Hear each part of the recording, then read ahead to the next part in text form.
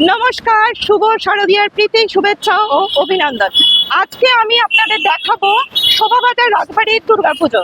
আর আমি যেখানে দাঁড়িয়ে আছি, আমার এই বাঁ হাতের বরাবর একটা যে বড় রাস্তা রয়েছে, তার থেকে একটুখানি গেলেই, একটু এগোলেই আমাদের এই শোভাবাজার রাজবাড়ি।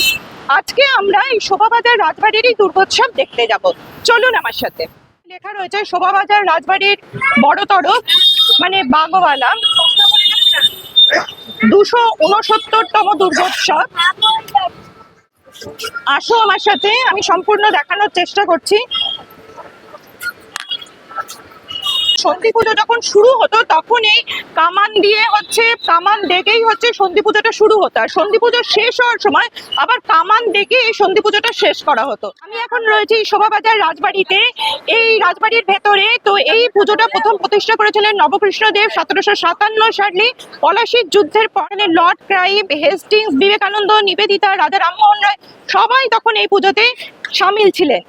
সেই পুজোর নিয়ম মেনে এখনো চলে আসছে। দেখো, এখানে রয়েছে বিবেকানন্দের মূর্তি, উনিও 1757 সালে সামিল ছিলেন। এত সুন্দর পাখা দিয়ে, ফুল দিয়ে, এত সুন্দর ডেকোরেশন করা, সত্যি মানে এত দারুণ রাজবাড়ি আমাদের কলকাতাতে আছে, এটা ভাবলেই খুব অবাক লাগে। ফুরফুরির যে জানলা ছিল সেগুলো এখনো পর্যন্ত রয়েছে এখানে। সেই পুজোরই আজকে সাক্ষী। সেই পুজো এতদিন ধরে নিষ্ঠার সাথে হয়ে চলেছে। মাকে এরা দুর্গা মালা নিজের ঘরের মেয়ে বলেই দেখেন। এনারা মনে করেন যে ঘরের মেয়ে যেন 4 দিনের জন্য ঘরে এসেছেন। এখানে মাকে মা দুর্গা বলে নয়, এখানে মাকে মেয়ের রূপে পুজো করা হয়। মেয়ে যেন 4 দিনের জন্য তার ছেলে মেয়ে নিয়ে তার বাড়িতে এসেছেন। আর এখানে যখন চলে যান তখন এদের কিন্তু কলকাঞ্জলির ব্যবস্থা করা থাকে।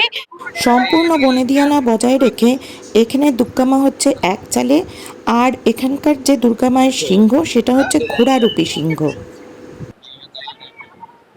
দেখো, আমার পেছনে চলছে লাইভ নববধ হচ্ছে।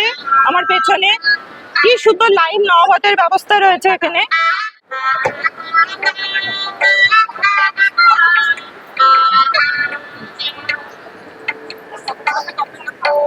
আমি বনশ্রী, আর আমার সঙ্গে রয়েছে ক্যামেরায় পিনাকি সেন। যদি ভালো লাগে সাবস্ক্রাইব করুন, লাইক, শেয়ার, কমেন্ট অবশ্যই করবেন।